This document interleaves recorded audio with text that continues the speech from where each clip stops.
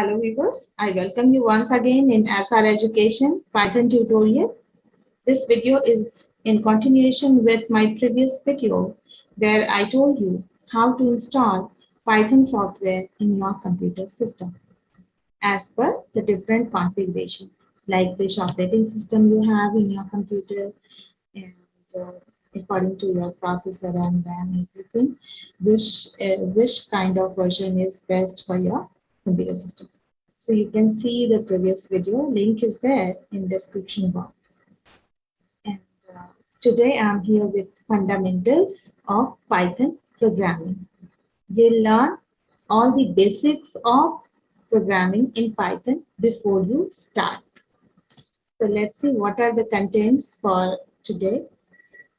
So in fundamentals, I have included Python character set, tokens, variables, keywords, data types, operators, comments, and rules in Python programming. So let me tell you first what Python character set is. In very simple words, we can say the characters which are present on our computer keyboard. If I ask you what all keys you see on your computer keyboard, you'll answer, you can see the alphabets, the letters there, the numbers, right? Those are called numeric keys, as well as few symbols are also there. Punctuation marks are also there. Okay? So in altogether, we call it character set.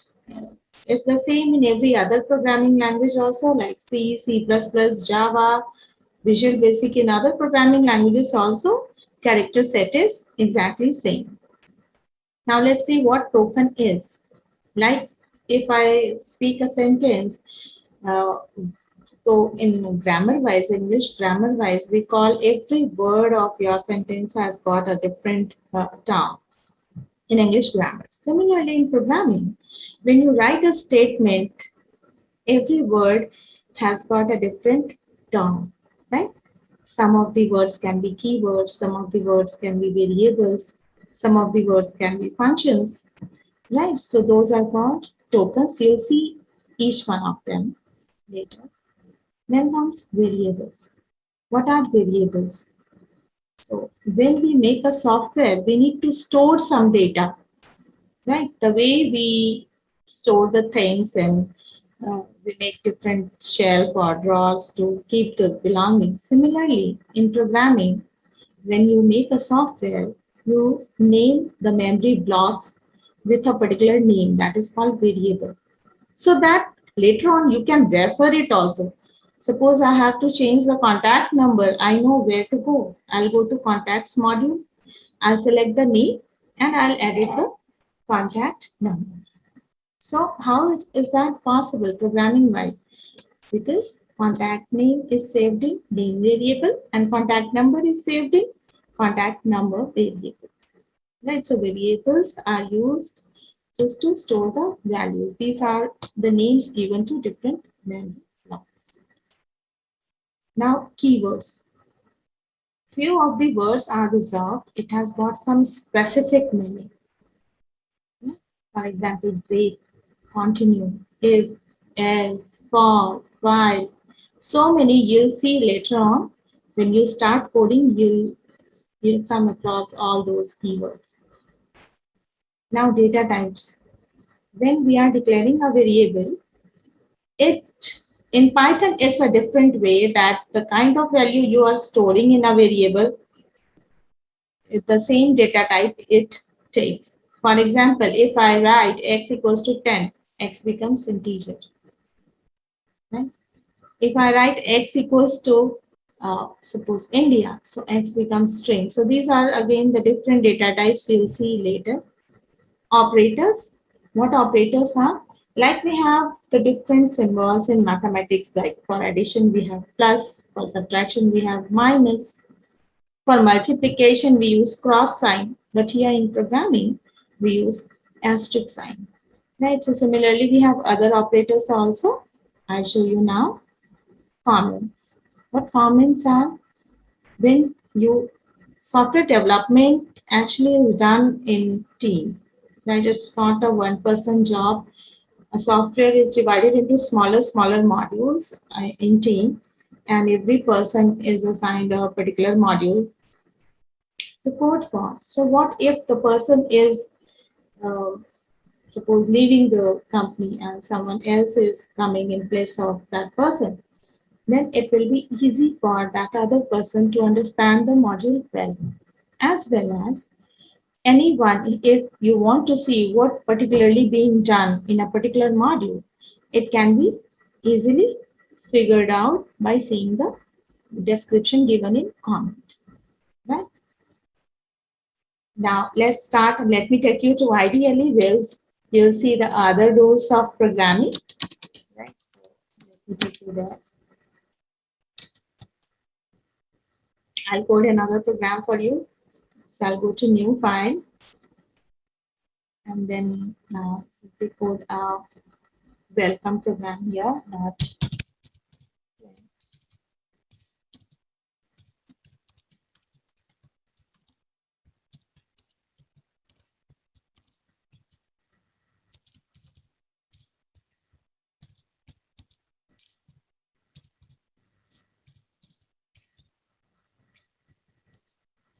Suppose this is my message. In Python, we use print statement to print any output on screen.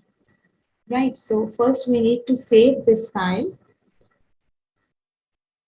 So now let's see how to save this file. Click on File and click on Save. Right? I name it as welcome, and automatically it will take .py extension. Just click on Save. Now to run the module, you can go to Run menu. You may find Run Module option there. Alternatively, you can also press F5.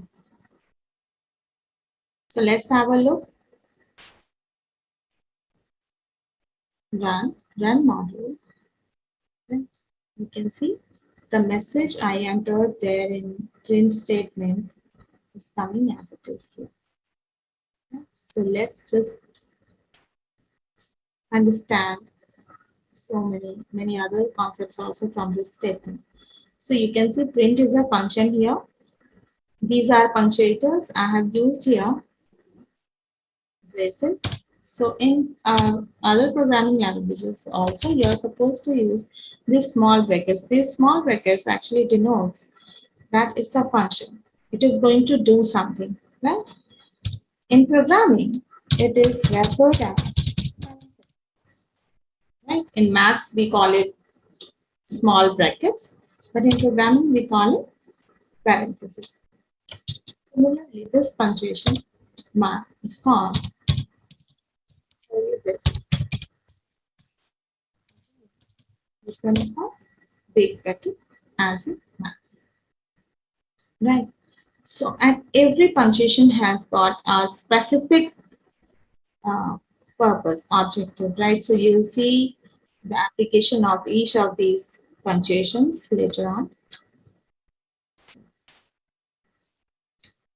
One more concept I wanted to give you, that it is very important to put the quotes in pair.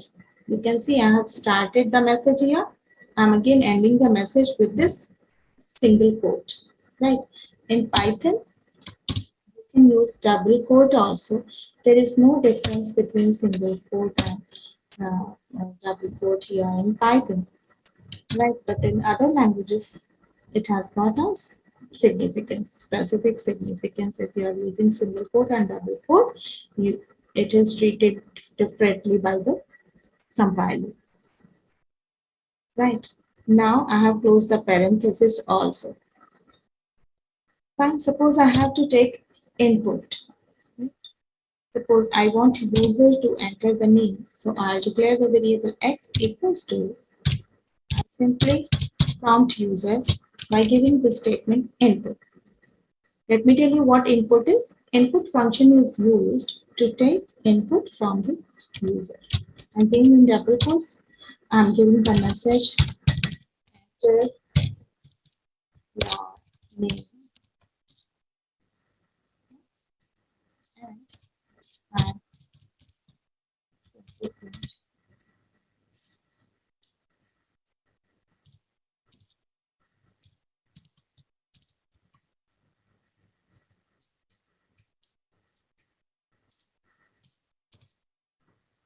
Enter your name. If I enter my name here, says Shweta, welcome. Right? So this is how you can combine a variable with a message. Another thing, what if I have to take input for percentage or total marks, right? So suppose I have to take entry for total marks. So now I'm going to write here int input and not input, because input function is used to take input for integers, right? To take input for string value, textual value, right? We'll write simply we write input, right? But to take input for integer value, we need to write here int input. For example, here I'm just prompting user that enter your total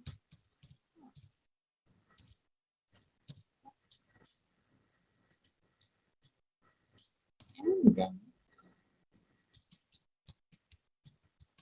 percentage equals to float. I'll explain you each, don't worry. Float input, and again I'm prompting user.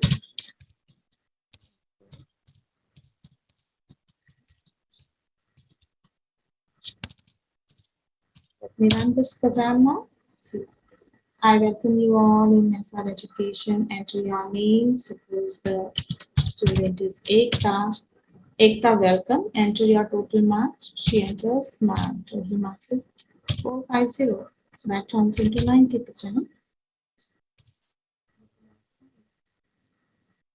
Right. So compiler here allows you to enter percentage in some float value also. Let me show you again. Enter your name. Total marks. Suppose 490. Now percentage 98.7. And this value is also accepted by the compiler. Why so? Because we have kept here float, int, right, for different data types. So now let's understand the concept. What are the different basic data types in Python? So number one, we have here int. Number two, we have here float. And number three, we have here string. Right? So int means I'm talking of integer value. Yes, I'm talking of whole numbers without decimal part. Float means I'm talking of decimal values. Right? And string allows you textual value.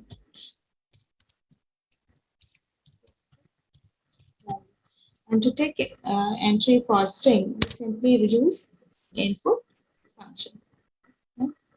So just tell me, what if I have to store, suppose, age of a user? Which data type is most appropriate here out of int, float, and string? Exactly, you are right. This is int. Right?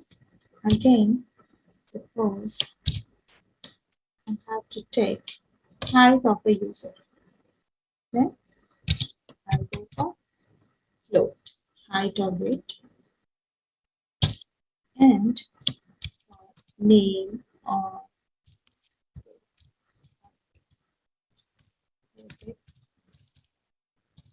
string. That means we'll simply write input. For int and float, we'll write int input and float input respectively. I hope you have understood the basics in Python, that how to take input, how to display output. Now, let me show you another program I'll put this all in comment.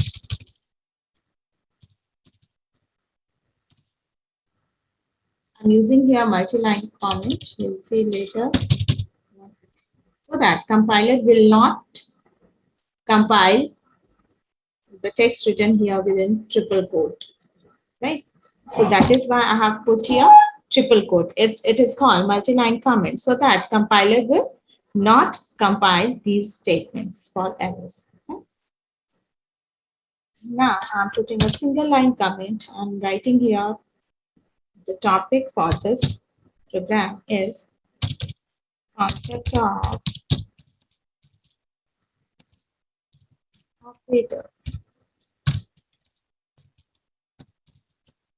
Now let's see what are the different kind of operators there in Python. So I write print 3 plus 3.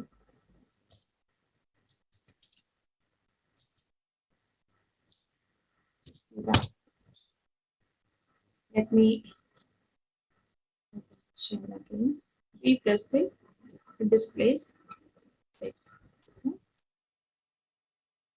If I write 3 into 3, it displays 9. Single line statements you can also directly execute from here. Like the same output. But what if I write 5 by 2? It will give you the resulting with decimal also, like 2.5. If I write 5 mod 2, mod is called remainder operator here. The people used to call it percent sign, but in computers, this is actually remainder operator. Right? So if I write 5 mod 2, we know the remainder comes to 1. So compiler displays 1 here. The same way it can be done. Suppose I write 6 mod 3. So we know 3 2 is 6, so remainder comes to 0. Okay. Now let me tell you that if we write 5/2, it displays 2.5. There is one more interesting operator in Python, double slash. This is floor division operator. It will give you result without decimal. Can you see? Let's look at the result. It is coming to 2. So this is floor division operator. When you don't want to include decimal part, like it was giving here 5 by 2, 2.5. So if we write 5 double slash 2 means floor division 2, it gives you the quotient part. So this is called quotient operator in Python.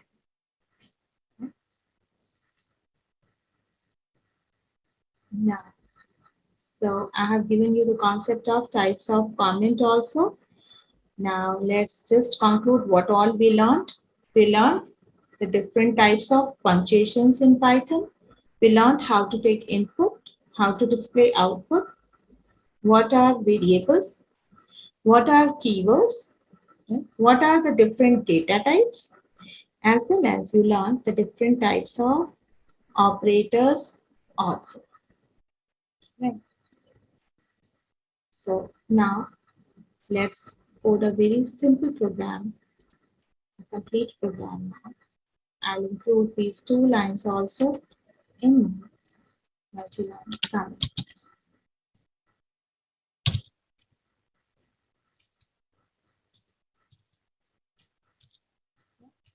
Let's move ahead with the program where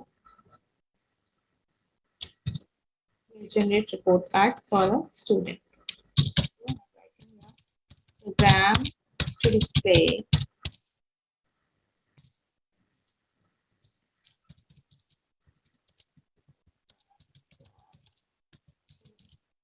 so what all we need, what all inputs are required. First is I need admission number of the student. So I'm writing here admission number.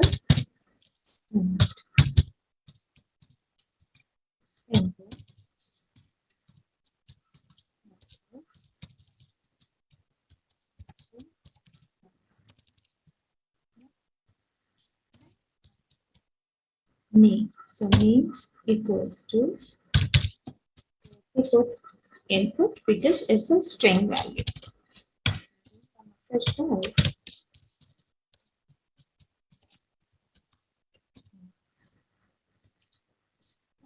Now let's take input for all the different type subjects. Say it is English. I'm generating this report card for suppose a class 10 student. So I write here end input.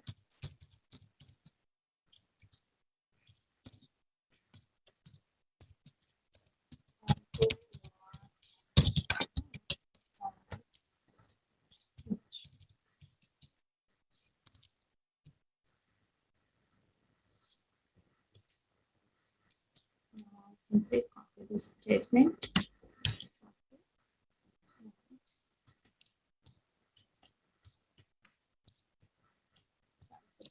So 5 times I'm pasting it here. One variable is Hindi,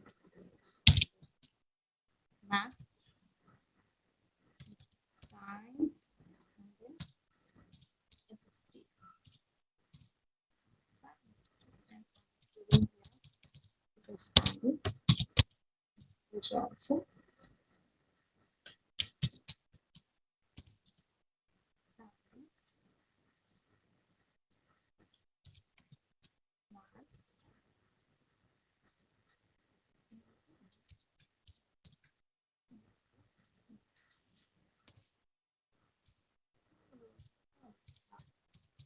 total variable, total equals to English plus Hindi, maths, science, SST. Percentage variable, percentage equals to total divided by 5 because I want percentage to come in decimal. So I'm not using quotient operator, that is double slash. I'm using here decimal. This will give you the decimal, the complete division by 5, complete percentage. Let's just draw a line here.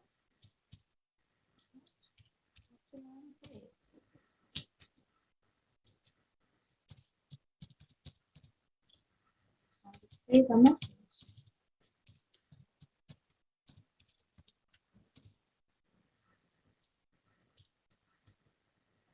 And then total is stored in the variable total. So I'll write, as we know that Python is case sensitive, these variables have to be written exactly same as these are declared. Right? So total in small.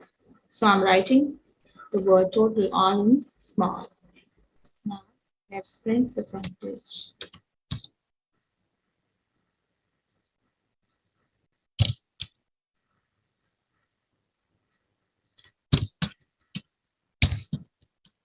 Percentage. Formatting is very important just to give it a good presentation. Now percentage is stored there in the variable percentage.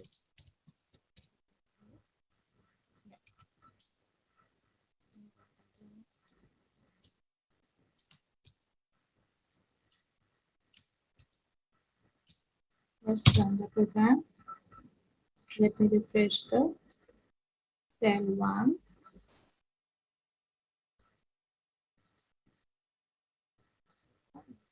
Your admission number, my admission number is 101. Suppose I am my marks for English 89, Hindi 85, first prize 95, and SST suppose. So this is how the total and percentages calculated. So today you learned how to code for a simple program. In the coming video, I'll tell you what are the different types of statements in Python, and if you already know the basics, the fundamentals in Python, you can see that next video also that will take you to flow of control. You can continue with that, like how to use if else, how to use for loop, right? And very soon I'm going to make the video for concept of while loop. Hello viewers, welcome to SR Education Python tutorial. I'm here again in continuation with my previous video where I told you about if-else ladder. Now here in this video, you are going to see few of the programs based on if-else ladder. You are going to see the situations where we need to use if-else ladder. So let me take you to the coding window. And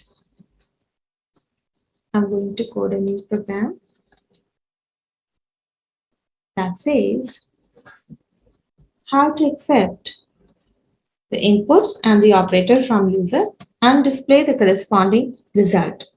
This is also called calculator.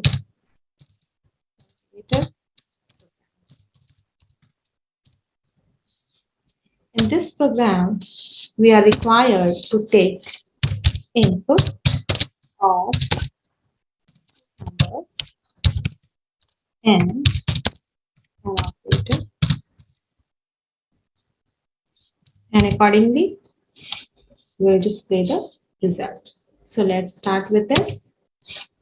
As I told you, we need two inputs of integer type. So we are going to write x equals to int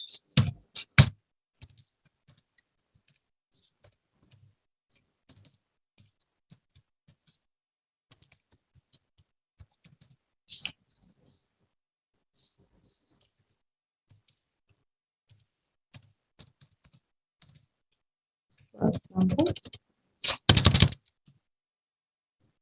Again, I'll copy the same.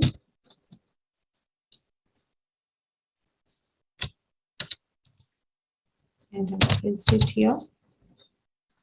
Change the variable name to y, where I'm prompting user to enter second number, as well as I need operator also, and we know that operator is a character, so we don't require to put int here. We are writing input, enter the operator.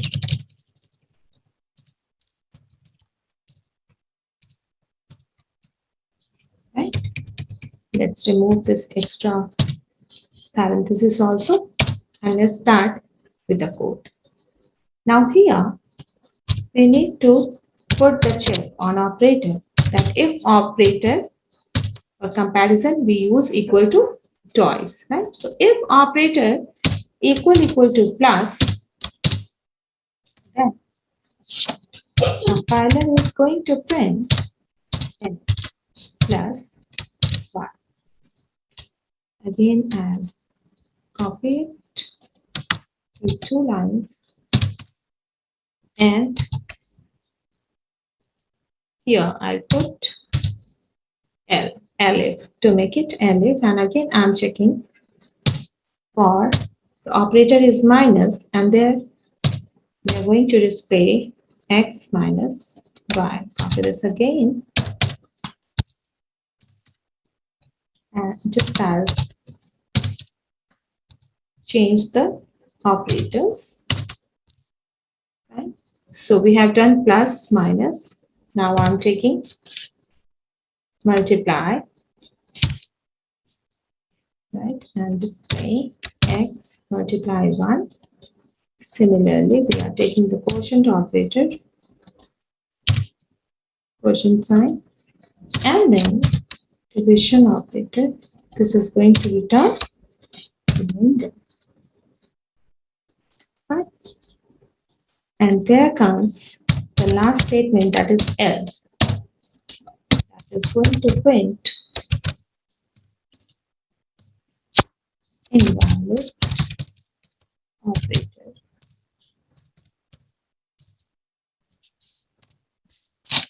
Right? Invalid operator.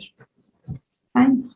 So if user enters here any symbol other than plus, minus, asterisk, slash, that is quotient operator, or the remainder operator, in this case, compiler is going to print invalid operator. Right? So let's try this now. Let's run.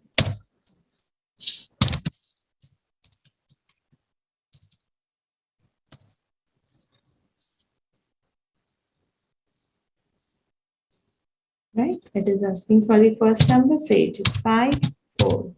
An operator I'm going to enter here is plus. So it displays the result. Right? Again, I run this, and this time I'm taking 54 and 10. Operator I enter here is, suppose I enter exponent, and I have not coded for exponent operator. So compiler is going to print the message invalid operator. So I just wanted to tell you how to use if, elif, and else ladder through a different program. Now I have one more example where, just bring it down.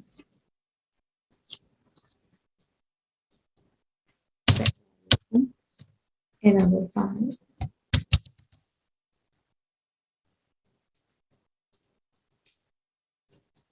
where we are going to display the rate of interest bank is going to offer according to the tenure user is putting the balance in account.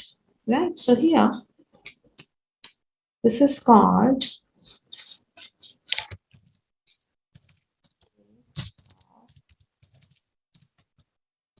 interest. Right? So we are going to code for this program. So we just need to take input for amount. We need to take input for amount as well as years, number of years user is going to keep the amount in account, right? Now let me tell you the criteria. For criteria, I'll use multi-line comment. Here I'm writing that if amount is, say, greater than 50,000 and for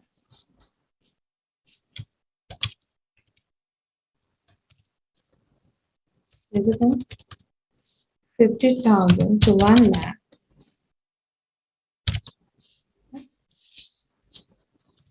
for the period of more than 2 years, right?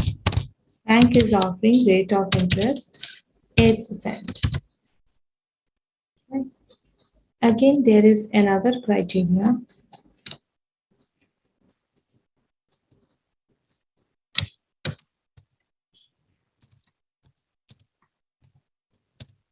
Right? Where we are giving the option that if user is putting amount for more than 1 lakh to 5 lakhs, right? And again, for more than 2 years is going to get 10% of interest rate, right? And then from 5 lakh, greater than 5 lakh to 10 lakh for 2 years, rate of interest would be, suppose, 12. Right? So we have to calculate the rate of interest amount.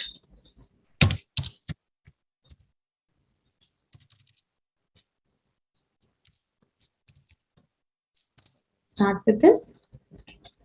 Let's check input for amount and years, right? So for amount is a float kind of value that includes decimal also. So we are going to write here float and input.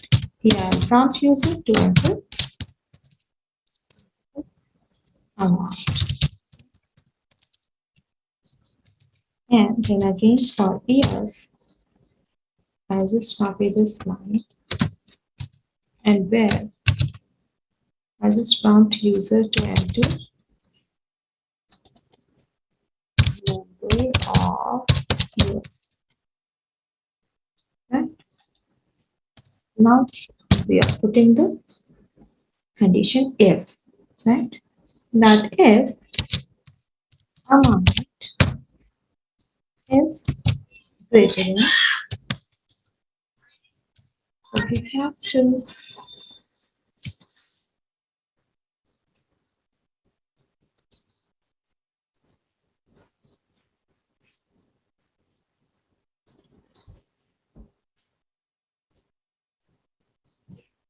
so as now we have taken input for amount and years. Now we are putting check for all these parameters that if amount is greater than 50,000 AMD and amount is less than 1 lakh and years is again greater than 2 column and print rate of interest. So what would be the rate of interest? It is 8% of the amount. So we are going to print amount into 8 by 100. Right? Again, I just copy it.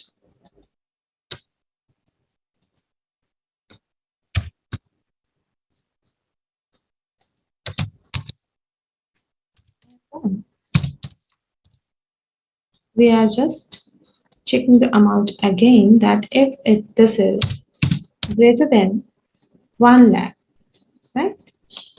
And amount is less than 5 lakhs. Again, tenure is greater than 2, rate of interest would be 10%. So amount into 10 by 100. Right?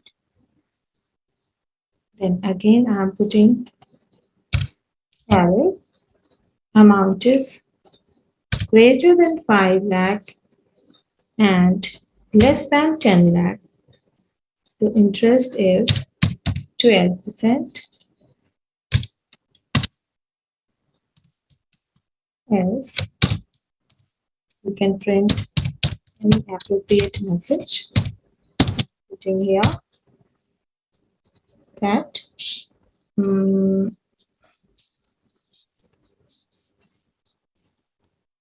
yeah.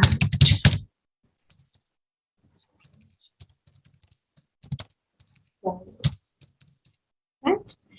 Now let's start with this. Run module. You can press F5 also, and I'm just naming my program. Fine, let's see. Let me open the shell again. Right. Now this will prompt user to enter the amount, and I enter the amount here, 1 lakh. The number of years is 2.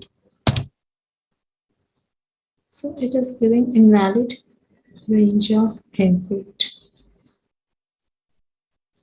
Let's see why. So 5,000 to 1 lakh, and years is also greater than 2.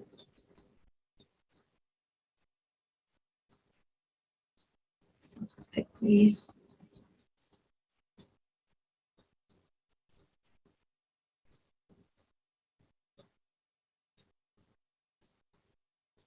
Yes, because we missed this equal to sign.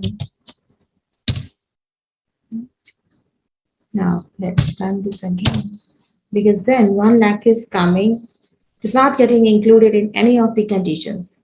Right, so again I enter here the amount 1 lakh, number of years 3, and you are getting the interest, that is 10% of 1 lakh, 10,000.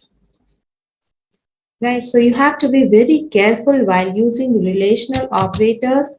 Try to understand equal to and greater than equal to, greater than. These are all making different senses. Fine. So greater than equals to means we are looking for the amount that is equal to or greater than. Right? And operator, you can see this is a kind of Boolean operator here, and or not. And means all the conditions have to be evaluated true. Then only this if part will get executed. You can see I'm combining 3 conditions together, where I'm looking for amount greater than 50,000, then again amount less than 1 lakh, and tenure is greater than 2. In that case only the interest being paid. I hope this will again help you to understand the concept of if-else ladder. Dear users, dear viewers, if you see any of such program which you find complicated or not giving you the desired result, you can please share the screenshot with the comment description in comment, right? So I would like to answer that in my next coming video. Hello viewers, I welcome you once again in SR Education Python tutorial. Now, today in this video, I'll explain you another kind of statement, that is iteration statement, how to use iteration statement in Python. Right? I'll tell you the different ways in which iteration statement can be used in Python, like using for loop as well as using while loop. So iteration statements are used in the situation where you feel like few of the instructions are being repeated after certain interval or in a particular sequence. If you feel like, for example, the case of table, if you're printing table of a number, like suppose 5 ones are 5, 5 twos are 10, 5 threes are 15, you can observe that same number is being multiplied with the numbers in the range of 1 to 10. So if certain instructions are getting repeated continuously for a particular duration of time, or you can say for a particular number of times, then in that situation we use looping, right? That is called iteration statement also. Now you are going to see the same through programming, right? So let me take you to IDLE.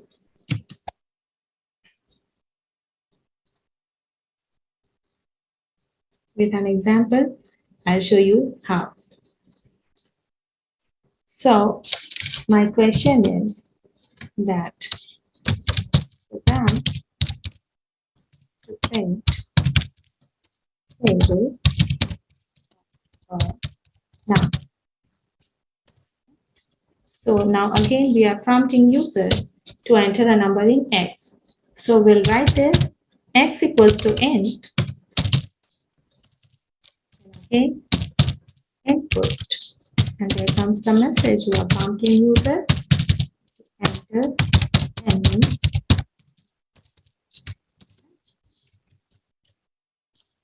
Now let's see what are the different parts of for and how to write for statement.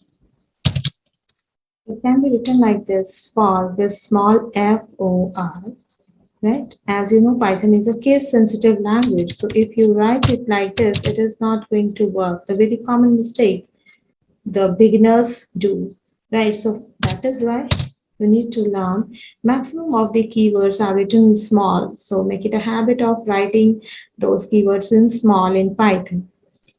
So for in range.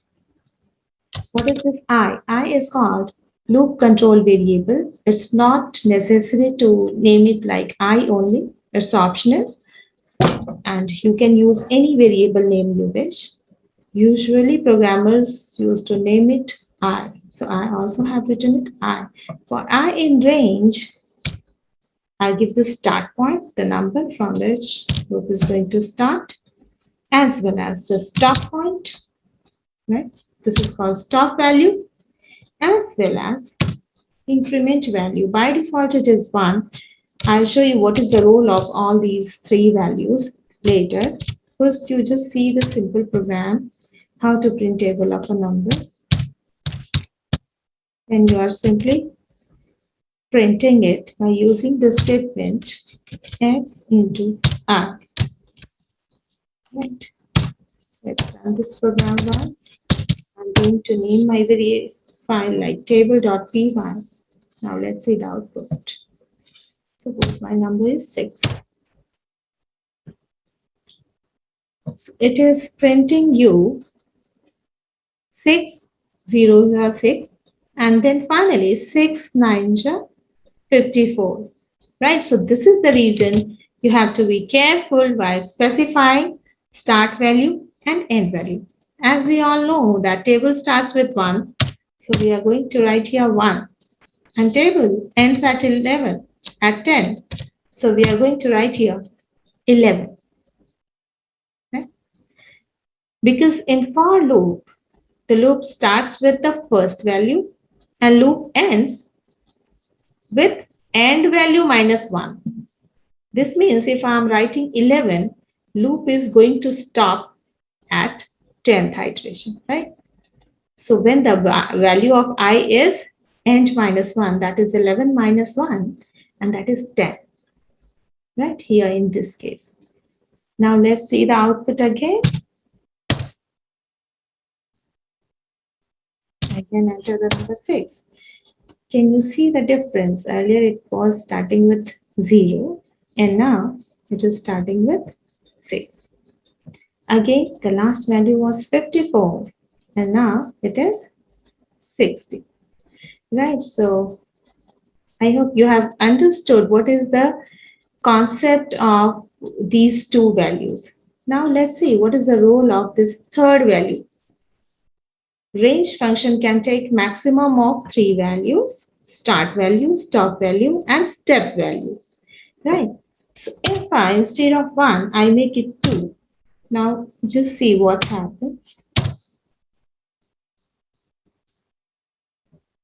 Again, I'll take the example of 6. You can see it has printed 6 1 ja 6 and then 6 3 ja 18 because 1 plus 2 is 3. So 6 3 ja, then 6 5 ja, then again 6 7 ja, and finally 6 9 ja. Because I only have given the step value 2. So after 1, right, it is going to execute third iteration, right? So 1 into 3. 1. Why? Because 1 plus 2 is 3. Right? So 6 into 1. Then again, just printing like this. 6 into 1. Then again 6 into 3. Why? Because 1 plus 2 is 3. Again 6 into 5. Right? So I hope this is clear to you. What is the role of start value, end value, and this step value. Now let's take another example where we are just, let me write the program to input 10 numbers. Input numbers and display the number of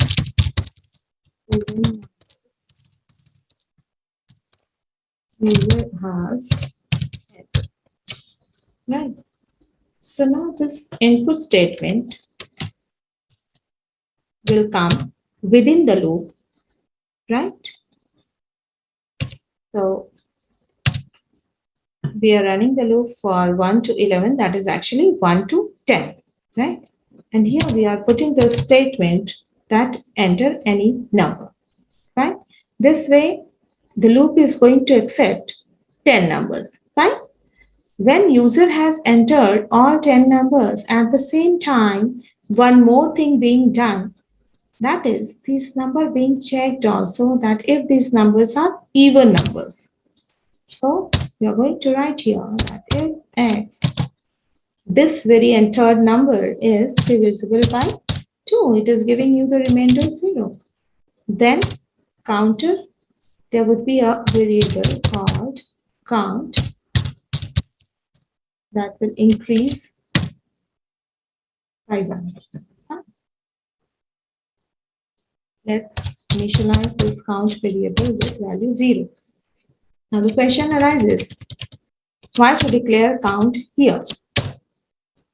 As you know that you can see in sports also, before the match starts, the scoreboard starts with the value 0. Before the match starts, you can see a big 0 on scoreboard, and time to time, it keeps on updating according to the score, right, by the teams. It keeps on updating. So the same thing happening here, that loop is running 10 times. Then every time a number being entered, that number being checked for even, and if it is found even, this counter, this scoreboard is going to increase by 1. Finally, at the end of the loop, we are going to have counting of all even numbers. So, totally even entered is, that is kept in the variable count. So we are putting here count. So now let's just run it once.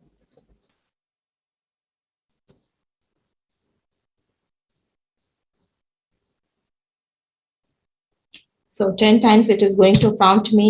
So I have to enter the numbers fastly. 5, 4, 2, 34, then again 55, then 65, then 77, and then 88, suppose 98, then again 85. So it shows total numbers, even numbers entered is 5. Let's count if it is actually 5 is not even, counter remained 0. At 4, counter increased by 1 because 4 is an even number. Again, it increased for 2. Again, for 34, it is 3 now. 55, 65, 75, it is not changing. At 88, again, it is changing to 4. At 98, it is changing to 5. It remained 5 only, right? Because the last number is again odd.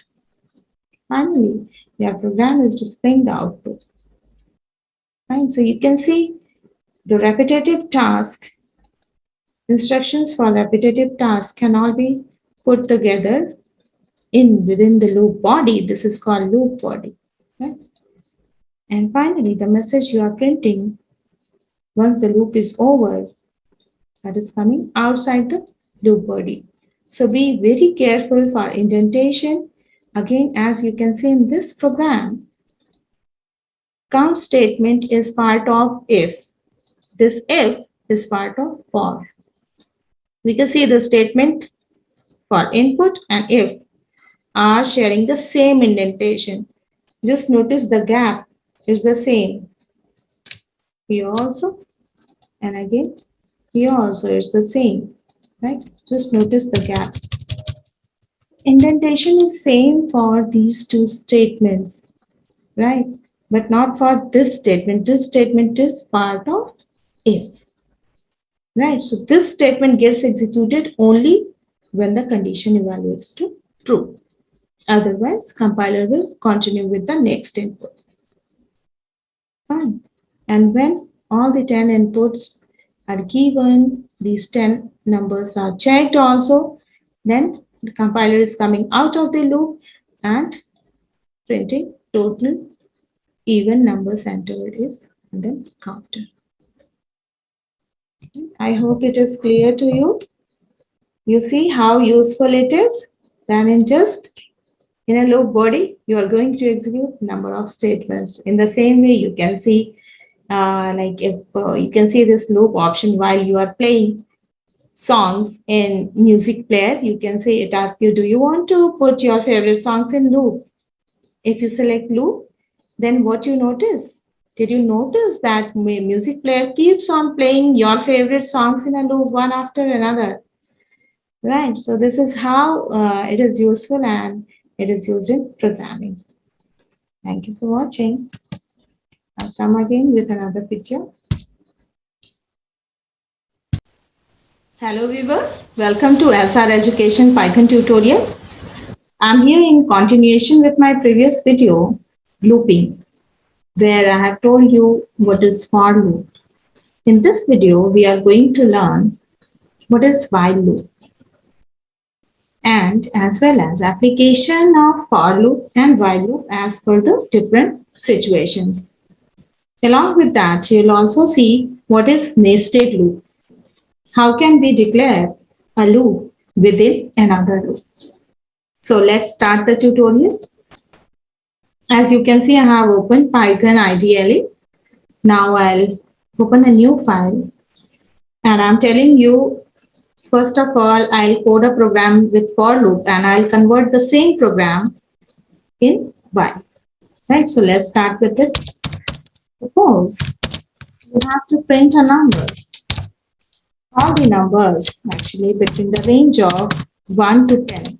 So in for loop, we used to write like this, for I in range 1 to 11. And then simply I'm giving the statement there for I.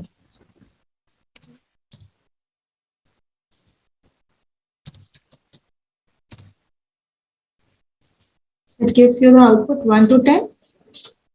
Now suppose the same program we have to write using while loop. So for while loop, we need to give initialization part here, then condition part here, like while I is less than 11. And then comes the loop body. In for loop, you can see the loop body is print time. So I'll just copy and I'll paste it here. And then I need to write I equals to I plus 1. This can also be written as I plus equals to 1. That is called Python shorthand notation. So here I have already written it I equals to I plus 1. Right. So now let's just see the output. So 1 to 10 for loop and 1 to 10 again using while loop. So only you can see the difference there in the syntax. Right? So here you were able to do the work just using 2 lines, and here separately you are giving all these statements, right? Initialization part, then condition part, and then comes increment and decrement part. Right?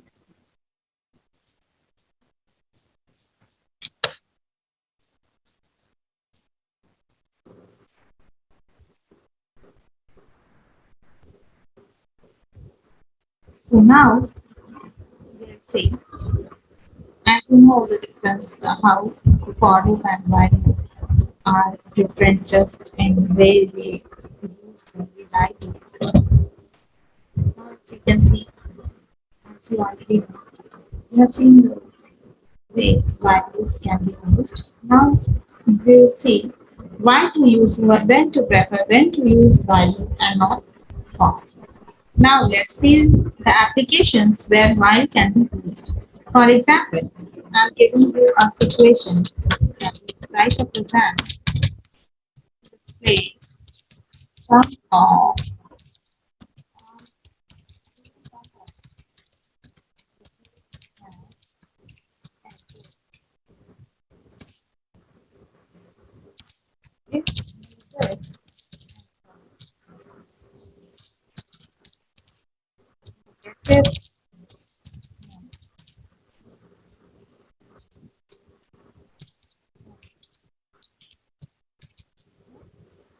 has to be ended if the negative number is entered, right? So as you can see, we are not sure about when user is going to enter negative number. So in this situation, we do not know the condition, right? Condition part. So in this case, we'll simply write here while true. Fine. And we need a variable that keeps on adding all the even numbers. So let's assume that the variable is s equals to 0. Now we'll prompt user to enter the number. So s equals to input.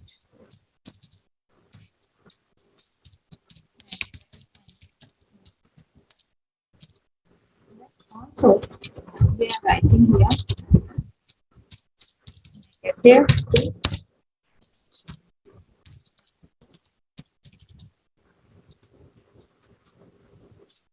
Now, putting a check on this x, that if this x is an even number, then add this x to s. So we write s equals to s plus x. Because every time for every iteration, all the inputs will be checked. If the input given is an even number, that input will get added to existing sum variable, that is s. Now here we are putting,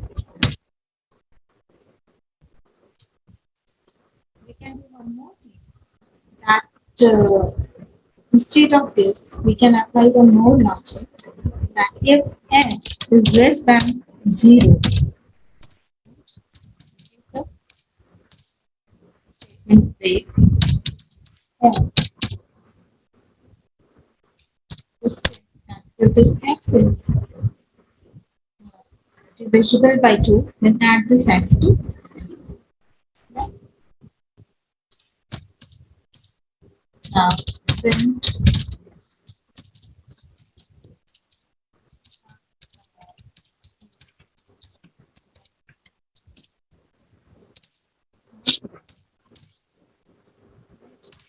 check this program. Let's see where the error is. Yes, indentation rule is violated here.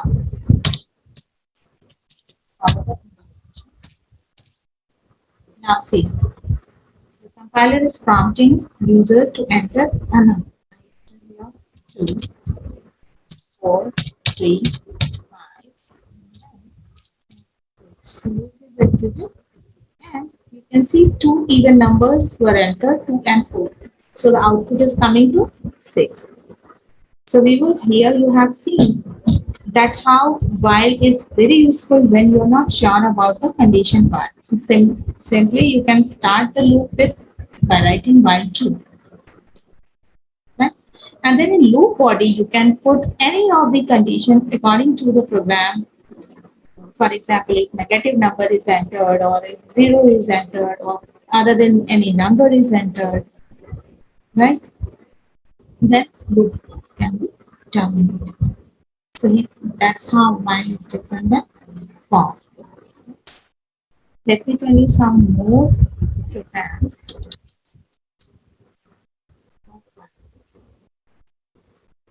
For example,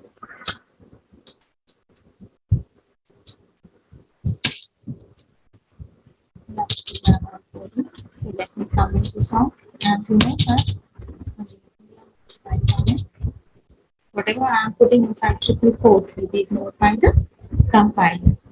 If you are not able to understand what comment is, what for loop is, you can see my previous videos, right? Class 11 Python. In that playlist, you can find from building very starting basic level Python installation, from installation to everything.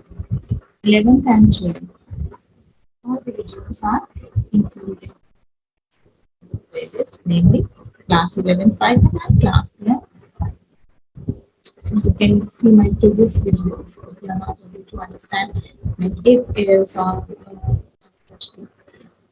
now let me code another program. That is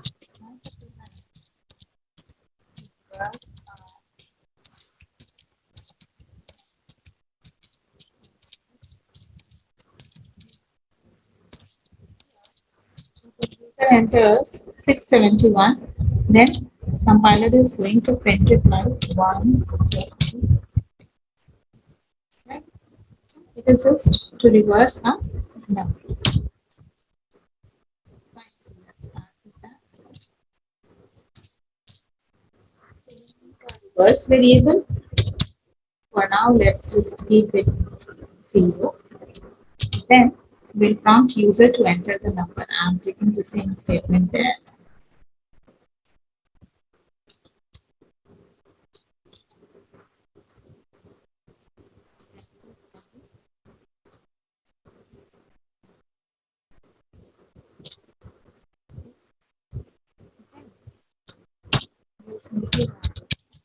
And next is 0.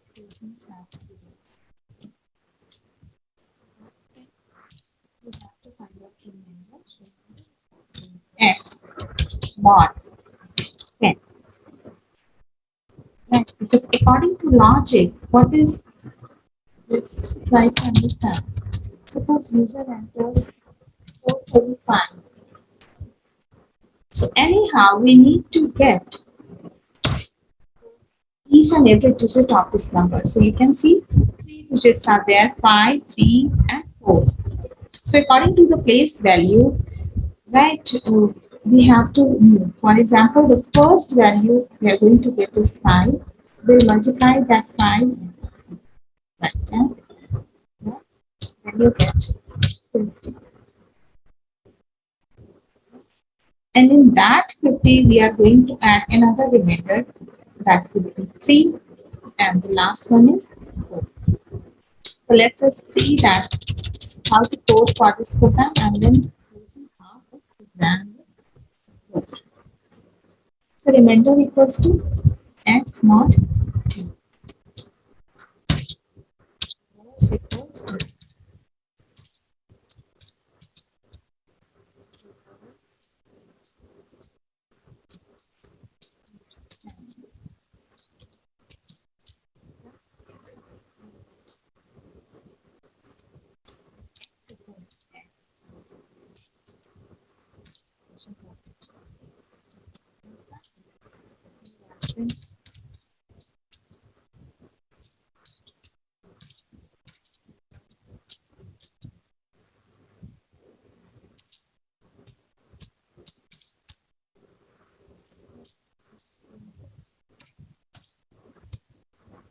enter the number 657. So you can see the reverse we are getting 756. Right? How this is possible? Like you can see 657. So we are extracting each and every digit of this number. So first we get 7. 7 is multiplied into 10. Right? So 7 10 is 70. We have 70 and we are adding the next remainder number. 70 plus 5 is 75. Now again we have the reverse number as 75. So 75 into 10 is 750 and we are adding the last digit now. That turns into 756. So this is how we are able to print reverse of a number. From this program only, I want to explain you another program also, that is same program I'll copy.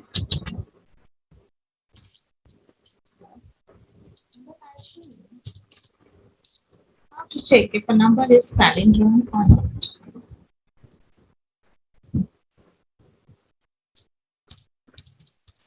So, the number entered by user was palindrome.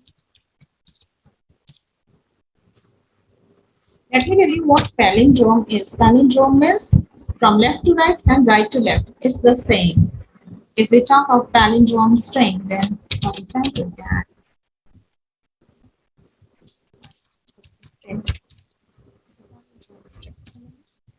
numbers like, so from left to right and right to left, it's the same. So reverse of a number is also the same number than that number is what? 10. So reverse, we know how to find out the reverse. Another thing, we need to make a copy of this x in we write y equals to x.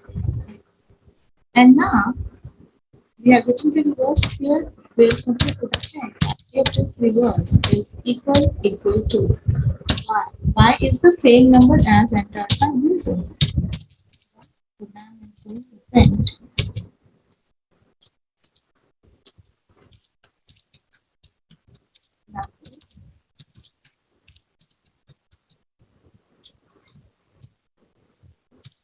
s.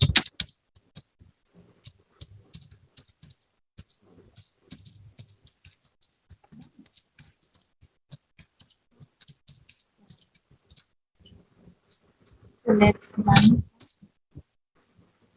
So it's prompting user to enter a number. I entered 878 and the program is printing number is value.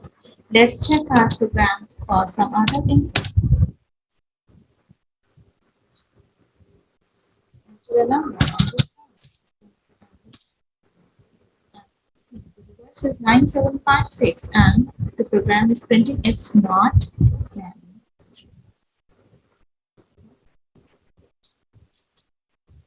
Now, let me just tell you that till now you have seen how to use loop with integers. Now see, I want to show you that how loop behaves with strings. Right? If it is a while loop or a for loop, let's just see how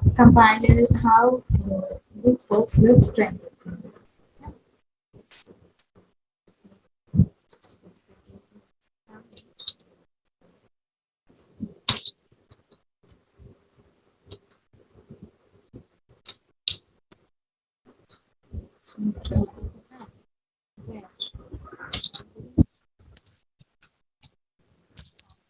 Using strings.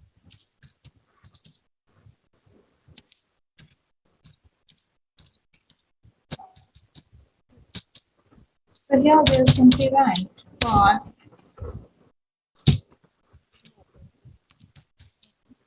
word and I can write any simply I'm counting one by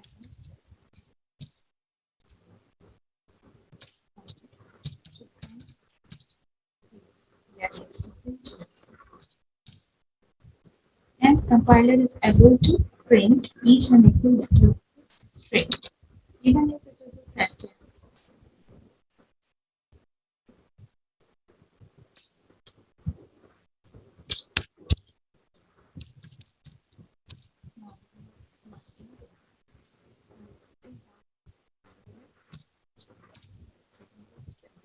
Shows you on character by character. So you can see, like we don't need to use range function when in Python we don't need to use range function. We can use, but we don't need to. So this is one of the unique feature of the Python. It treats string and integers quite differently when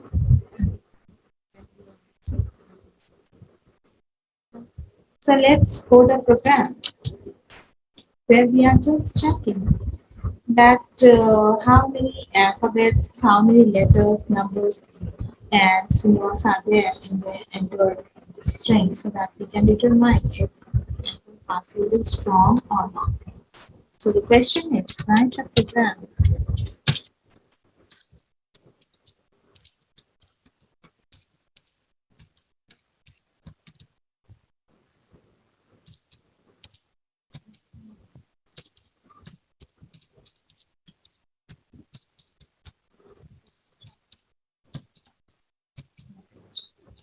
start with this. As we know, that strong password should have capital letters, should have small letters, some digits also. Now let's prompt use it. So we are not writing your int input as you should be. need to write input because we are taking input for the string. So we'll write input.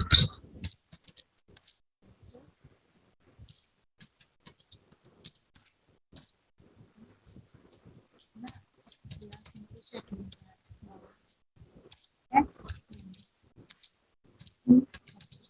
We are going to put a check on this X. Greater than equal to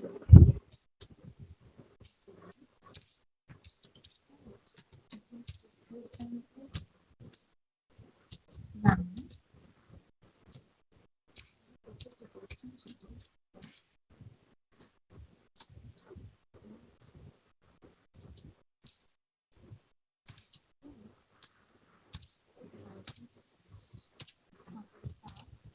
Because I have some more conditions which we can put using elif.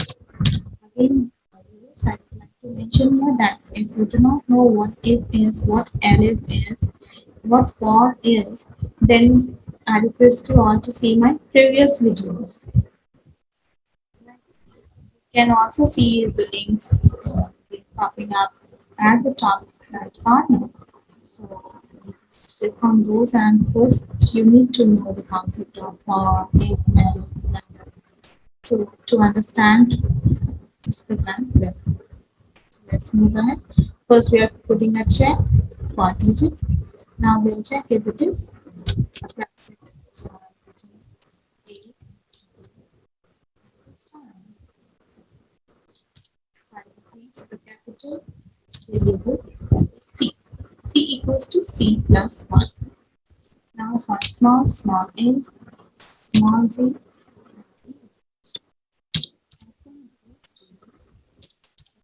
plus 1. Right? So if our character is like all these conditions are wrong, then character must be a symbol. So this time we are writing as plus 1. We are just taking the values of all these four variables. It is S and S. So we are writing that if D 0,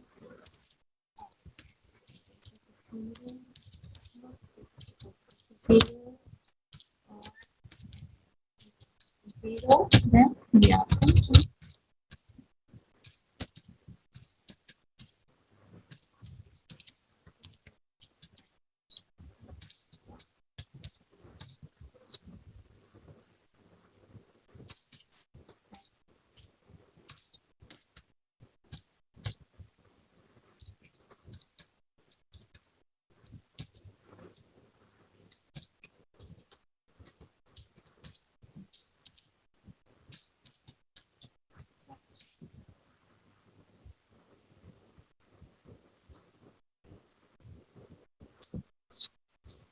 now let's run our program. Suppose I enter the password, you can see it's prompting me to enter the password. So if I enter the password here, right, so I get the message password accepted. If I enter the password, no any symbol is given, so it will just bring the message password is not strong. I hope viewers it is really useful for you. Please drop your valuable comments in the comment section. And any query and concerns, any other programs, or any other concept you are looking for are most welcome. And just one more announcement I have that very soon I'm going to make videos in Hindi also are in this language so that if students who are not so comfortable in English, they can watch in my Hindi videos. Hello viewers, I welcome you once again in SR Education Python tutorial. For today, my topic is jump statements in Python. क्या होते हैं ये jump statement और हम इन्हें क्यों use करते हैं? As per the situation and conditions, we'll see how to use and where to use these break and continue statements. These are called jump statements because it makes compiler to jump statements. Fine. Like to ignore few of the codes, and it is directly coming out of the loop or coming out of a particular block of code. So that is why it is called jump statement. So let's see how to use this. Let me take you to, ideally without wasting time. Here I am, and very simple, with a very simple example. I'll show you how to use this jump statement. So let's start with the code for I.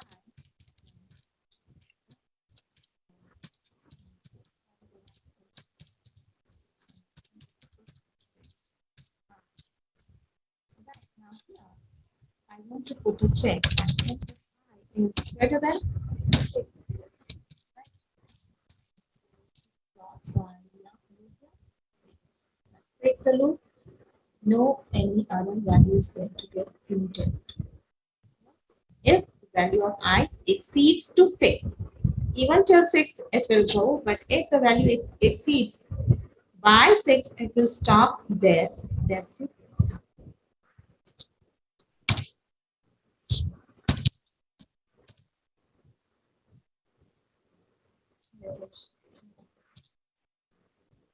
So 1, 2, 3, 4, 5, 6, 7. So why 7 is coming here? Question arises, why 7 coming here? As you can see in my program, print statement is, printing is done before condition being checked, right? यानी कि आप theatre में enter हो गए और ticket बाद में check हो रही है whether you have taken the ticket or not, right? तो for I in range 1 to 11, I की वैल्यू 1 थी, कंपाइलर ने प्रिंट कर दिया, फिर I की वैल्यू 2 हुई, कंपाइलर ने उसको भी प्रिंट किया, ठीक है. Then again it goes till 3, 4, 5. 5 is again, right, less than 6, compiler has printed.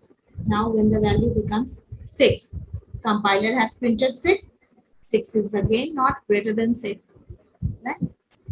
Then the value becomes 7. Compiler is printing this 7 also, and here it is checked, right? Condition becomes true because 7 is greater than 6, and then and there only loop stops and it is not going further. इसने 8, 9, 10 print नहीं किया. अगर मैं इस को commit कर देती हूँ, क्या कंपाइलर 8, 9, 10 प्रिंट कर रहा था? बिल्कुल कर रहा था. It was able to print all the numbers. But the moment we are putting a condition there for break, that no, stop, if the value exceeding by 6, you are instructing the compiler to stop, and so this is the purpose of break statement. Now let's see what continue is.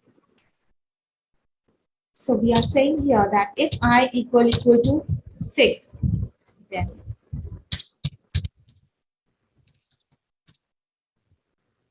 अब देखते हैं compiler क्या करेगा. Break पे तो हमने देखा कि कंपाइलर ने लूप को ब्रेक कर दिया. कंटिन्यू पे कंपाइलर क्या करेगा? Let's see now. So 1, 2, 3, 4, 5, 6, 7, 8, 9, and 10. Why it is technically there is something. If I equal to 6, F, and now let's see. So as you can see here, compiler has printed 1, 2, 3, 4, 5. Because at this value, right, where I equal to 6, I की value जब 6 है, तो हमने इस condition पे compiler को instruction दिया है continue with the next value, that is 7. So compiler has continued the execution from 7. So I hope it is very clear to you what break is and what continue is. Happy learning. Keep rocking. Thank you so much for watching. Do not forget to subscribe my channel, and if looping is not clear to you and if else is not clear to you, you can see my previous videos. Bye. Hello viewers, I welcome you all in SR Education Python tutorial. For today's video, the topic is data structures in Python. Today we are going to see that what list is, what tuple is, and I'll tell you one more data structure, that is dictionary. Right? So you must have heard of these three data structures in Python. Let's start with ideally without wasting time. Let's see the importance and limitations of each. Let me take you to ideally.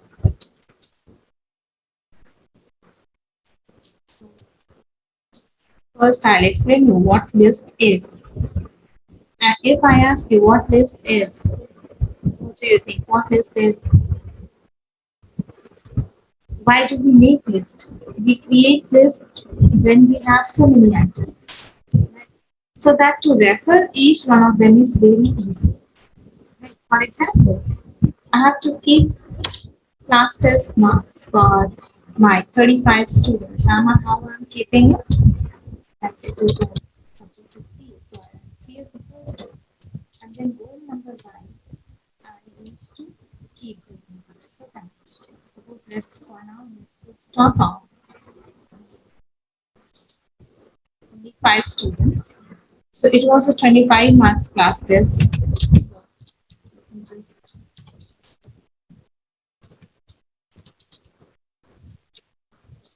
these are the marks of students. So suppose I have class group number 3. So how I'm doing it in Python? I like minus 3 and 3 minus 1 equals to 2. एक पीछे लेना है तो the index is 3, it will go for 2. Because you know in programming, indexing starts with 0. In every programming language like C, C++, Java, everywhere you'll see indexing starts with 0. So let's run this program now.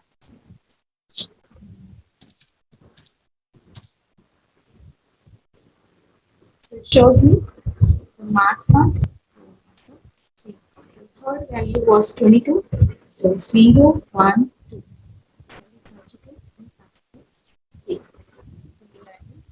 And the marks for first row.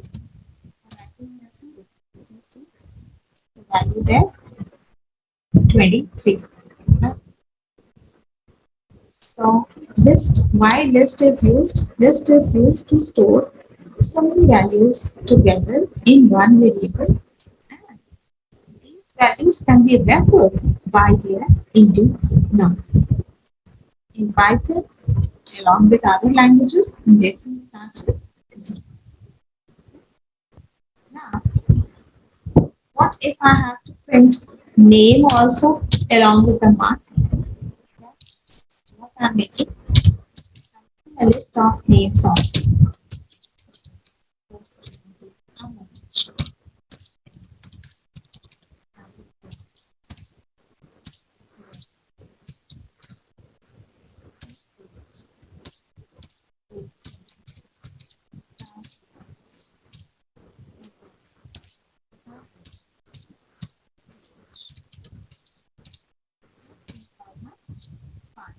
Students. And I'm to print marks for BP. So as I see, BP is there on 0, 1, 2, index number 2.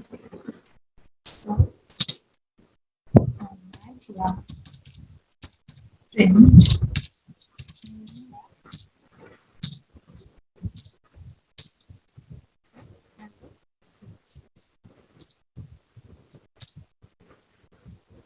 so compiler is showing me DP and she has not told you how to do.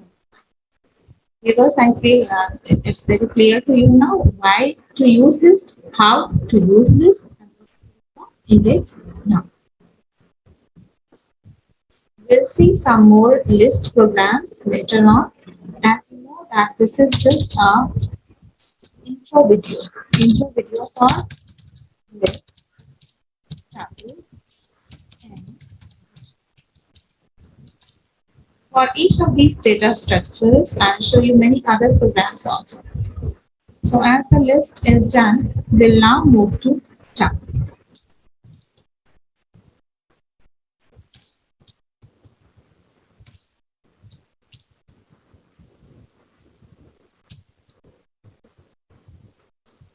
So I'll paste the same because in tuple the only difference is about the parentheses, right? Instead of big bracket, we are using here parenthesis, and this is let's say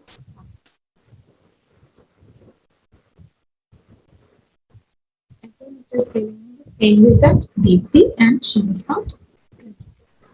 Now the question is, what is the difference between list and tuple, and what is the need of these two different structures with the same purpose? So the difference is that list is mutable.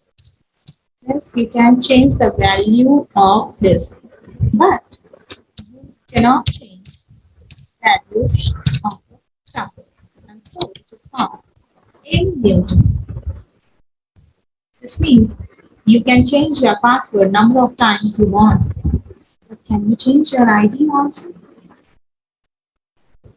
आप अपनी ID एक बार create करते हैं, you have created an account, उस account का password whenever we feel like we should change, हो सकता है ये लीक हो गई हो, या after regular intervals we keep on changing our passwords, right? We keep on changing our ATM pin, but can we also change our account number or the card number? No, that's not in our hand.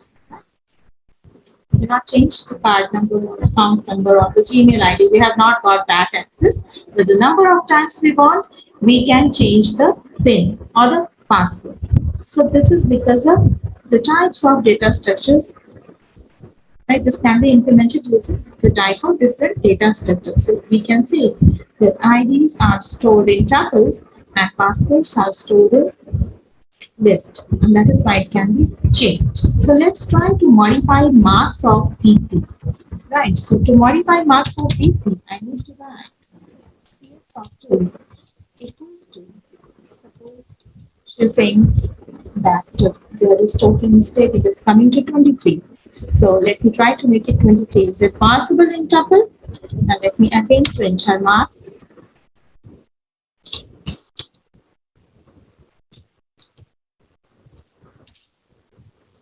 See, I'm getting the error. What error is? Let me show you. Error says tuple object does not support item assignment. So tuple is immutable. Now let's try the same for list. Let me put this section in comment.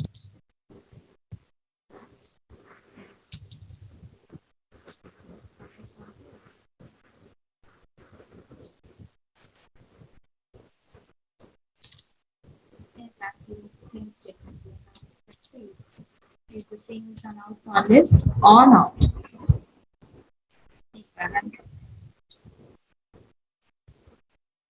Deepti, see, we are able to change the marks for Deepti now. पहले उसके 22 थे, now it's coming to 23. We are able to modify the marks. Why? Because we are using this type list. I hope it is very clear to all of us. Right? Now let's move to another topic for today's video, that is dictionary. What is the use of dictionary? Okay. So let me put this again in comment.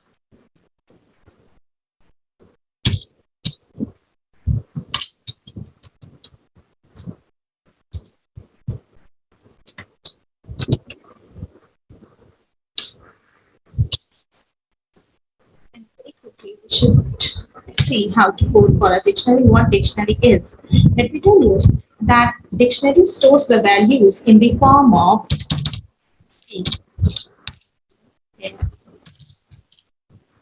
एक की होगी और उस की पे एक value होगी.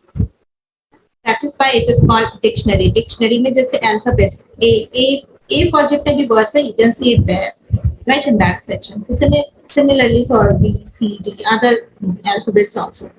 So dictionary stores the value in the same format. You specify the key and the number of values you want to put. You can put it in the form of a list. For example, I'm showing you a very simple, a very simple dictionary here. Suppose class teacher maintains a roll number and name list. So how she is doing it? How in software it can be done? Right? So we are making the class attendance.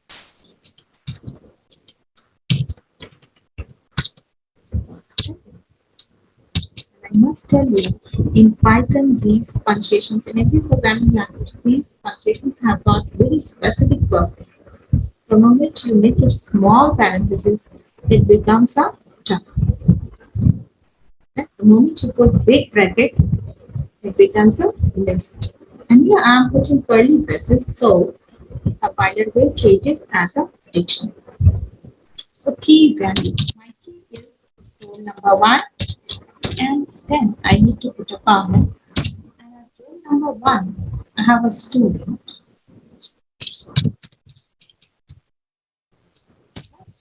Again, at roll number 2, I have another student.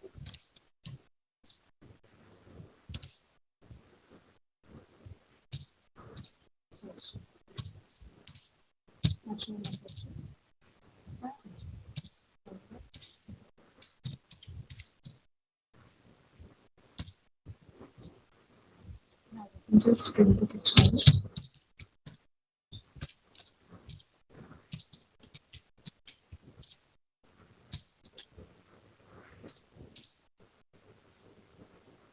It is coming in this form, key and then. Suppose I want to print the name. Then 2.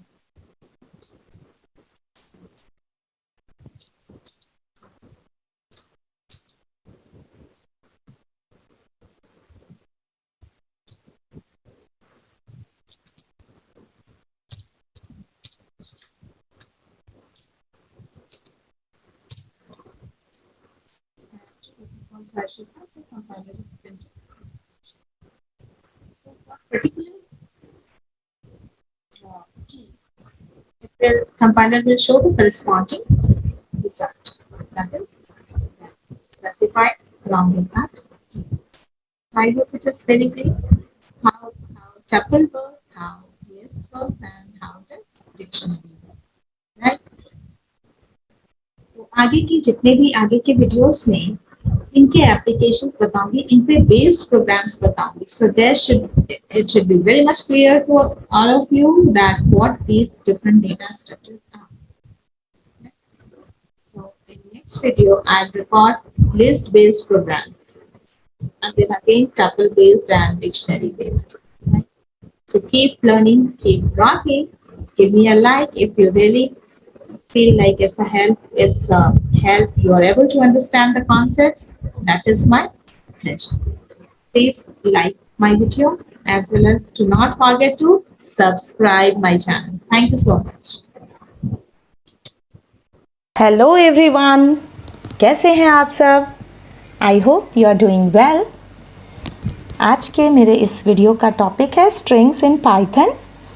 For reference I am using NCERT book. NCERT की ये book है class 11th की, जिसमें बहुत ही basic level से strings data structure explained है. तो सबसे पहले तो अगर आपने मेरे चैनल को सब्सक्राइब नहीं किया है, I request please click on subscribe button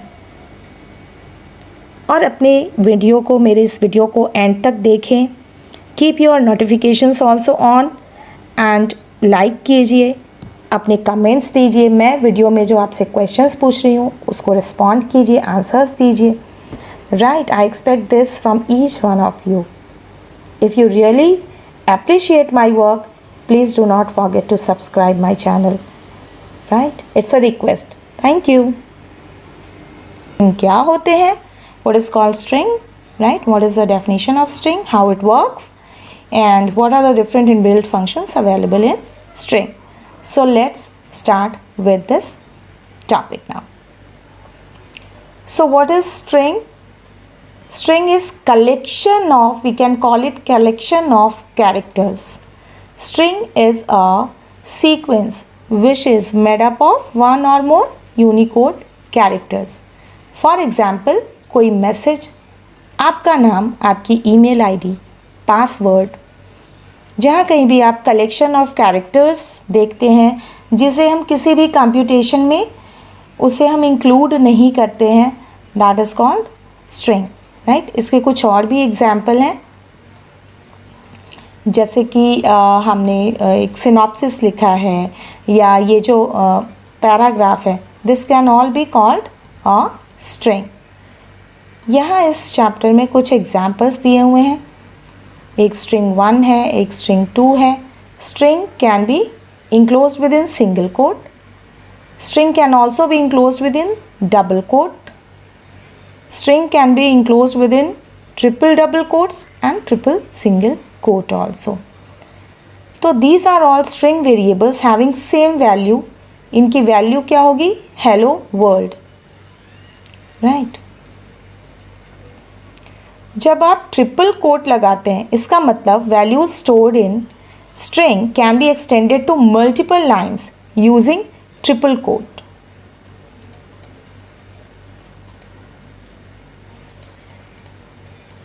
ठीक है। अब how to access characters of a string, तो इसे मैं आपको आइडियली पे दिखाती हूँ कि किसी string के कैरेक्टर्स को हम कैसे एक्सेस कर सकते हैं। अब जैसे कोई string है जिसमें हमने दे दिया वैल्यू, हम दे रहे हैं इंडिया, ठीक है। अब अगर मैं इंडेक्स स्पेसिफाई करती हूँ s ऑफ 0, तो अभी तो कंपाइलर मुझे एरर देगा, guess why, because Python is case sensitive, मुझे स्मॉल s लिखना पड़ेगा and I am going to get i, first value of this string. इसी तरह अगर मैं नेगेटिव इंडेक्स देती हूँ, अब ये मुझे लास्ट एलिमेंट दिखाएगा, सी हाउ, ए, राइट। तो इसे हम कहते हैं इंडेक्सिंग इन स्ट्रिंग, कि स्ट्रिंग में आप इंडेक्सेस को यूज़ करके कैसे एक पर्टिकुलर कैरेक्टर को एक्सेस कर सकते हो। Each individual character in a string can be accessed using a technique called indexing. Index specify करता है किस पोजीशन पे एक पर्टिकुलर वैल्यू है, and as we know in every programming language indexing starts with 0, और जो लास्ट कैरेक्टर है उसकी इंडेक्स हो जाती है लेंथ ऑफ स्ट्रिंग -1, राइट। यानी कि जो लास्ट वैल्यू है उसका इंडेक्स हो जाएगा जो भी उसकी लेंथ है उसमें से -1, और या फिर आप नेगेटिव इंडेक्स यूज़ कर सकते हैं, है ना। तो इसी टॉपिक में थोड़ा आगे बढ़ते हैं, बहुत सारे एग्जाम्पल्स हैं इसमें, right. Now let's see this table carefully. कोई स्ट्रिंग है hello world, so how the indexes have been given. अगर हम इस स्ट्रिंग की बात कर रहे हैं, you can see indexing starts here from 0, right, 0, 1, 2 and so on, right, ठीक है। लेकिन यहीं पे अगर नेगेटिव इंडेक्स की हम बात कर रहे हैं तो -1, -2 and so on.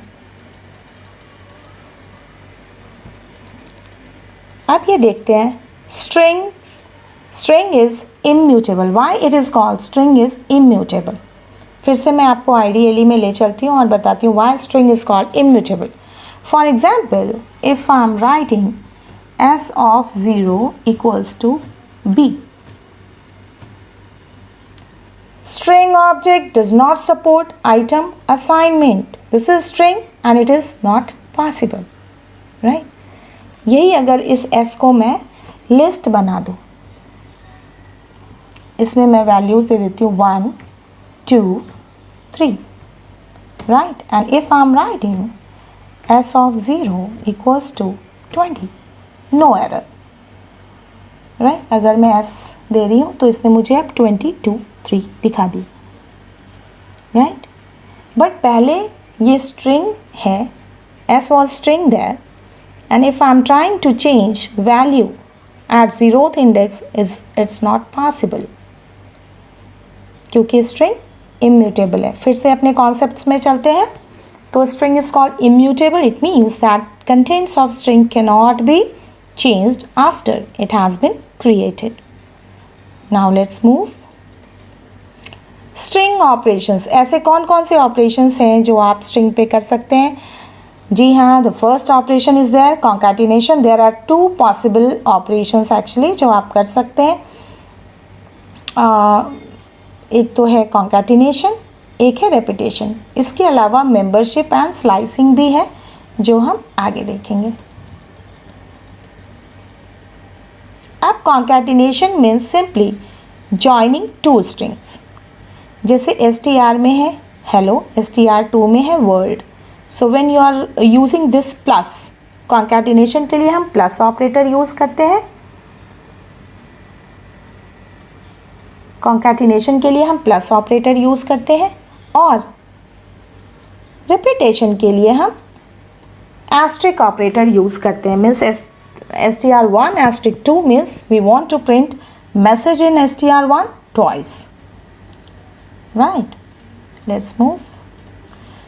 Membership operator क्या है? Membership operator के लिए as we know आपने operators में पढ़ा था in, not in. So when we write w in str1, क्या w है? बिल्कुल है, तो हमें true रिजल्ट आ रहा है. ठीक है, my नहीं है तो हमें रिजल्ट आ रहा है false. राइट, तो इन सब चीज़ों को एक बार आइडियली में ट्राई करते हैं. What all operations are possible on string. Right, so if I write a equals to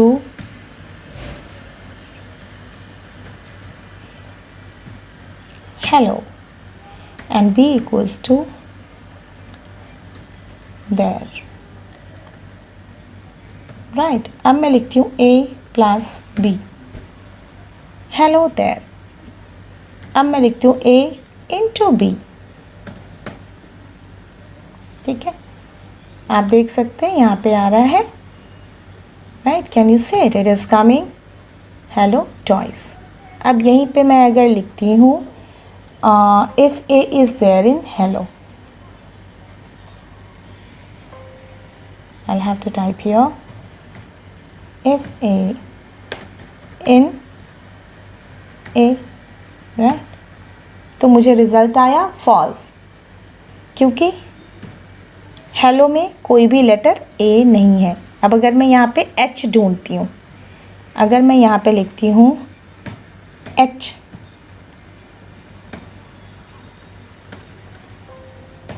h in a true. Got it? तो इस तरह से ये ऑपरेटर्स वर्क करते हैं. Plus for concatenation, asterisk for repetition, in, not in as membership operator.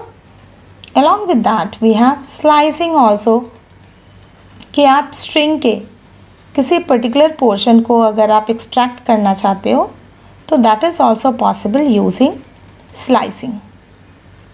ठीक है, मैं आपको ये कॉन्सेप्ट आईडीएलई पे बताती हूँ. ठीक है, अगर इसमें मैं एक डेटा देती हूँ s इक्वल्स टू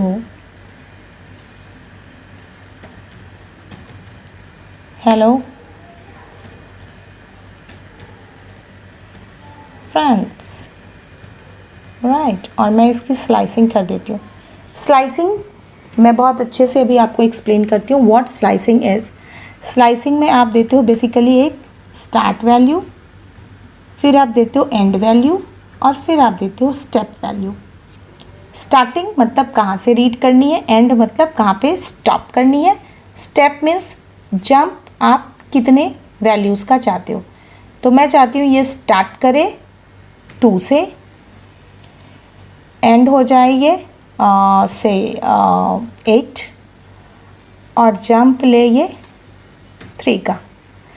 अब आप मुझे फटाफट बताइए क्या आउटपुट होना चाहिए. मैं स्टार्ट कर रही हूँ 2 से, यानी कि 0 1 2. L से स्टार्ट होगा. ओके जी, L आ जाएगा. 0 1 2 3 4 5 6 7 8. तो L से स्टार्ट होना है और I से पहले यानी R पे ही से रुक जाना है. एंड जंप हमने कितने का लिया है? 3 का. तो सबसे पहले एल प्रिंट होगा जो कि 2 पे है। अब ये स्टेप वैल्यू उसमें ऐड कर देते हैं, यानी कि 2 + 3 5, राइट।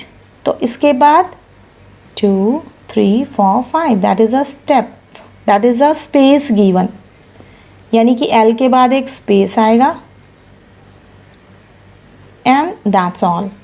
तो एल के बाद एक स्पेस आएगा, let's see, can you say it exactly, एक स्पेस आया, एल है एंड देन स्पेस। इसी को मैं थोड़ा सा चेंज करती हूँ, स्टेप वैल्यू तो 3 ही रहने देते हैं, इसे कर देते हैं 10, so that we can include one more value along with L, 0 1 2, it is L, 2 + 3 5, 3 4 5 is a space, 5 + 3 8, 6 7 8, right, means I, yani output should be L space I. Exactly, it's the same. So you find it easy now? इसे हम slicing कहते हैं। Slicing का मतलब है to extract portion from a string based on start value, end value and step value, right. Now let's again go to topic. These are the different ways of slicing, right? Traversing a string. आप string को कैसे traverse कर सकते हैं? Using loop. For example, let's go back to IDLE. अब मैं यहाँ पे ऐसे लिख सकती हूँ, for A in S print A. Wait, इसे मुझे प्रोग्राम में लिखना पड़ेगा। मैं एक प्रोग्राम बनाती हूँ जिसमें मैं ये सारा टाइप कर रही हूँ, right, and that's all. Let's run it once and let's save it once. तो you are getting all the characters of the string like this. So this is called traversing a string. So traversing can be done using this loop, and many other ways are also there, using index also. So if we talk of traversing in string, it can be done in two ways, using for loop and using while loop, right? One more thing is there, either you can traverse it character wise, or you can traverse it index wise also. Let's see how. Suppose the string is this, so this is first way.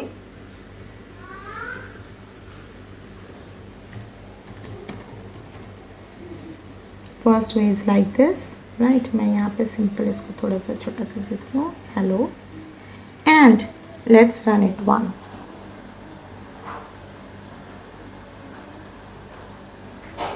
So you are getting hello, right? अब मैं इसे थोड़ा सा change कर देती हूँ, इसी को मैं आपको दिखाती हूँ सेकेंड वे में।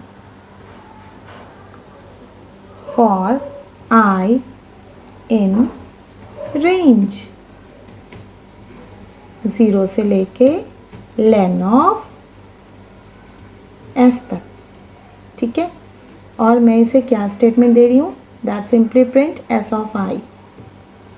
आपको मैंने पहले ही बताया था that every character in a string has got an index number, and so we are traversing here index wise. अब इसे मैं रन करती हूँ। Before that let me comment this all. मैंने मल्टीप्लाइन कमेंट यूज़ कर लिया। Now let's just execute it. No difference, it is also working in the same way. तो इसे हम कहते हैं traversing a string, right. Let's go back to the chapter now. String methods, there are some inbuilt methods in string. Length function जो आपको length बताता है, यानी कि स्ट्रिंग है, हमने दी लेंथ तो इसने बता दिया इसमें 12 कैरेक्टर हैं क्या 12 कैरेक्टर? आइए 1 2 3 4 5 6 7 8 9 10 11 एंड दिस एक्सक्लेम ऑल्सो 12। अब ये है टाइटल। टाइटल मीन्स किसी भी स्ट्रिंग के फर्स्ट, किसी भी स्ट्रिंग में जितने भी वर्ड्स हैं, राइट, हर वर्ड का फर्स्ट लेटर बस कैपिटल हो जाए। Lower to make it all in lower case, then upper is there, right, upper case to make it capitalize like in capital, in uppercase. There is count that returns number of times this string appears within start and end value, right? यानी कि अगर आप count करें कि hello कितनी बार आया, तो इसमें हेलो आप देख सकते हैं 1 and 2, क्योंकि आपने स्टार्ट वैल्यू तो 12 दी है, एंड वैल्यू 25 दी है, तो कर्सर 24 पे रुक गया और तब तक 2 बार हेलो आ चुका था। इसी तरह फाइंड है, that gives the first occurrence of index of substring str। जैसे कि अगर आप हेलो फाइंड कर रहे हैं 10 to 20 में, तो वो कौन से इंडेक्स नंबर पे मिला? तो 10 के बाद 11 12 एंड 13 से फिर h शुरू हो गया and we are getting it here, right? Let's move. And if the string is not there, it returns -1. If the start end position is not there, then default is starting position और hello बिल्कुल 0 पे ही है first index पे।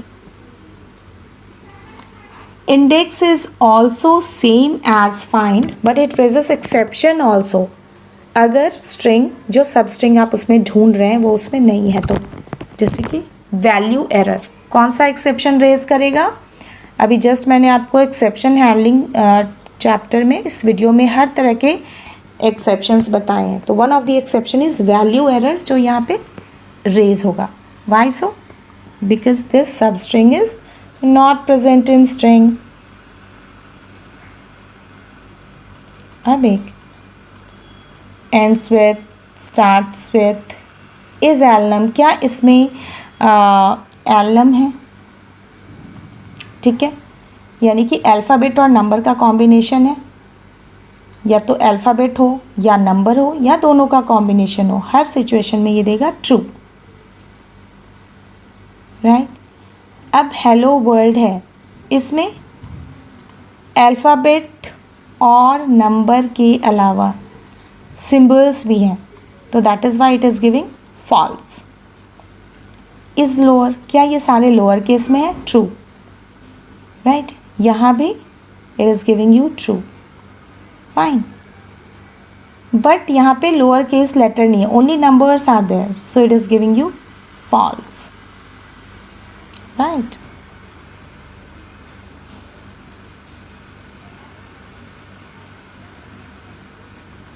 str1 dot is lower, तो इसमें capital letters भी हैं, so it is giving you false. Same goes for upper, अगर सारे अपर में है तो ही आएगा ट्रू, राइट? तो सेम चीज़ आप IDLE पे भी आप शेल में भी चेक कर सकते हैं, that if my string is s equals to, और कैपिटल में दे देते हैं हेलो।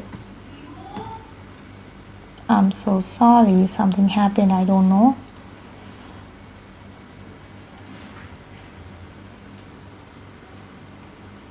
एक बार इसे रन करते हैं just in order to get the shell. अब मैं यहाँ पे कोई स्ट्रिंग देती हूँ HELLO, राइट, और यहाँ पे हम लोग यूज़ करते हैं फंक्शन इज़ अपर।